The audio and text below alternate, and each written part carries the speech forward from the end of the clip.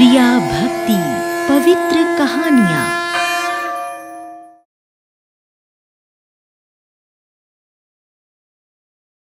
विश्वकर्मा जी ने बनाया गरीब का पक्का मकान। राम प्रकाश एक बहुत ही गरीब मजदूर था। वो मिट्टी की मूर्तियां बनाने की फैक्ट्री में काम करता था। काम के बदले में राम प्रकाश को बहुत कम मजदूरी मिलती थी। राम प्रकाश की एक बेटी थी सुजाता। राम प्रकाश को हमेशा सुजाता की शादी की चिंता सताती रहती थी।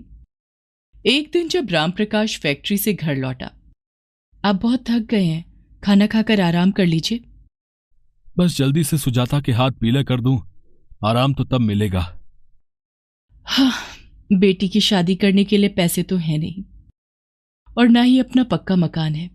क्या इस टूटी फूटी झोपड़ी में बारात बुलाओगे? बारिश में छत से पानी टपकता है, गर्मी में सूरज झोपड़ी के अंदर ही आ जाता है और ठंड में पूरी रात कपकपाते हुए गुजरती है।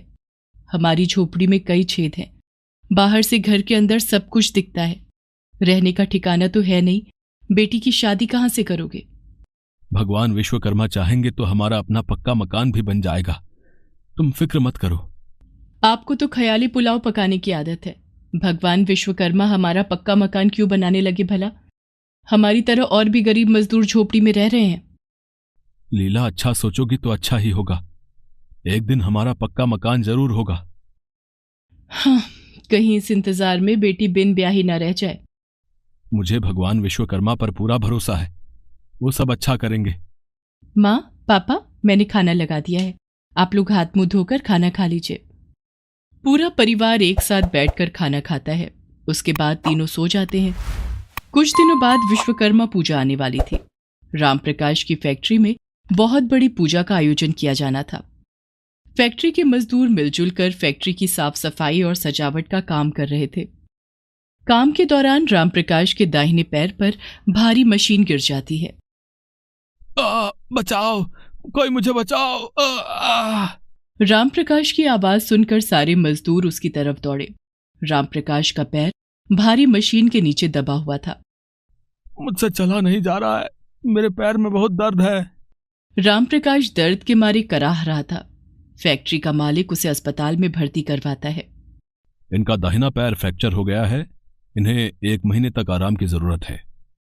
विश्वकर्मा पूजा में मैं शामिल नहीं हो पाऊंगा, ये सोचकर राम प्रकाश बहुत दुखी था। वो घर पर बैठा बैठा सोच रहा था कि कैसे भगवान विश्वकर्मा की पूजा करूं। तभी उसके मन में एक ख्याल आया कि क्यों ना वो अपनी झोपड़ी में ही भगवान विश्वकर्मा की पूजा करे। भगवान विश्वकर्मा की मूर्ति खरीदने के लिए उसके पास पैसे नहीं थे। सारा दिन घर में बैठा रहता हूं, क्यों ना अपने हाथों से भगवान विश्वकर्मा की मूर्ति बना लूं। राम प्रकाश अपनी बेटी सुजाता से मूर्ति बनाने के लिए मिट्टी और कुछ सामान मंगवाता है। राम प्रकाश घर के बाहर बैठकर भगवान विश्वकर्मा की मूर्ति बनाता है। तभी पंडित जी वहां आते हैं। अरे राम प्रकाश, बेटी की शादी नहीं करनी है क्या? करनी तो है पंडित जी, लेकिन मुझ गरीब की लड़की से कौन शादी करेगा? सुजाता के लिए एक बहुत अच्छा रिश्ता लाया हूं, तुम देख लो।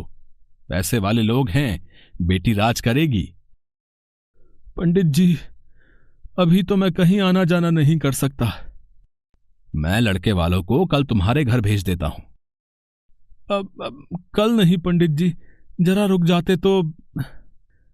अगर उन लोगों ने रिश्ता कहीं और कर लिया तो फिर मत कहना कि मैंने बताया नहीं। ठीक है, आप उन्हें कल भेज देना। दूसरे दिन सुजाता को देखने लड़के वाले आए, लेकिन राम प्रकाश की गरीबी देखकर वो लोग रिश्ते के लिए मना कर गए। अरे राम प्रकाश, लड़के वालों ने तुम्हारी टूटी फूटी झोपड़ी देखकर ही मना कर दिया। अगर बेटी की शादी करनी है तो एक पक्का मकान तो बना लो, और अगर शादी नहीं करनी है तो फिर और बात है। मेरा काम था बताना, मैं तो चला भाई। पंडित जी की बात सुनकर सुजाता मायूस हो जाती है। सुजाता का उदास चेहरा देखकर राम प्रकाश भी दुखी हो जाता है। वो भगवान विश्वकर्मा को मन ही मन याद करता है। हे भगवान विश्वकर्मा, क्या पक्के मकान की वजह से मेरी बेटी की शादी नहीं होगी? विश्वकर्मा भगवान को याद करके राम प्रकाश उनकी मूर्ति बनाने के काम में फिर से लग जाता है। मूर्ति बनकर तैयार थी। अरे लीला, देखो तो कितनी सुंदर मूर्ति बनी है। हाँ, वाकई बहुत सुंदर मूर्ति है। कल विश्वकर्मा पूजा है, मैं और सुजाता पूजा की तैयारी करते हैं। अगली सुबह तीनों ने मिलकर अपनी टूटी फूटी झोपड़ी में भगवान विश्वकर्मा की मूर्ति की स्थापना की। तीनों ने श्रद्धापूर्वक भगवान विश्वकर्मा की पूजा की। ओम जय श्री विश्वकर्मा, प्रभु जय श्री विश्वकर्मा, सकत सृष्टि के कर्ता, रक्षक श्रुति धर्मा। ओम जय श्री विश्वकर्मा। राम प्रकाश सिर झुकाकर हाथ जोड़कर विश्वकर्मा भगवान से विनती करता है।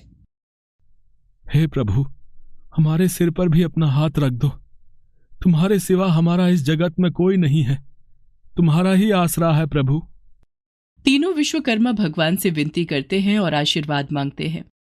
पूजा अर्चना करने के बाद, लीला, कल विश्वकर्मा भगवान की मूर्ति का विसर्जन है।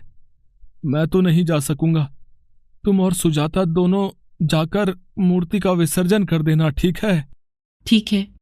उस रात मूर्ति रामप्रकाश की झोपड़ी में ही थी। तीनों रात में खाना खाकर सो जाते हैं। रात में रामप्रकाश को एक स्वप्न आता है। स्वप्न में एक आदमी रामप्रकाश की टूटी फूटी झोपड़ी की जगह पर पक्के मकान का निर्माण कर रहा था। तुम कौन हो?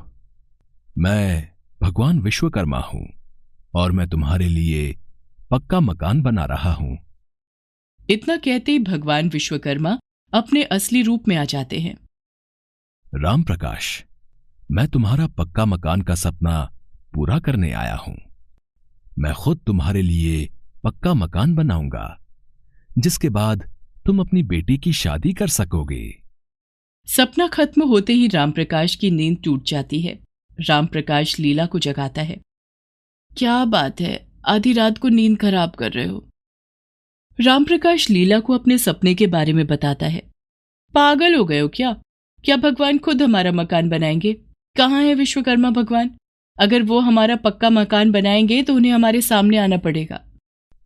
जब विश्वकर्मा भगवान ने खुद मुझसे ऐसा कहा है तो जरूर हमारा पक्का मकान बनाएंगे।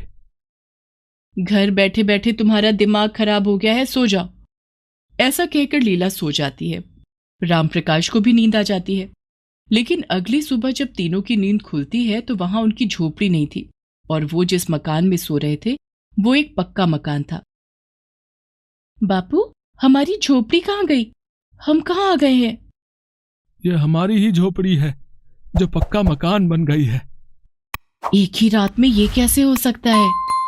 ये तो चमत्कार हो गया। मैंने तुमसे कहा था ना कि विश्वकर्मा भगवान खुद हमारा घर बनाएंगे। एक रात में ऐसा चमत्कार सिर्फ विश्वकर्मा भगवान ही कर सकते हैं।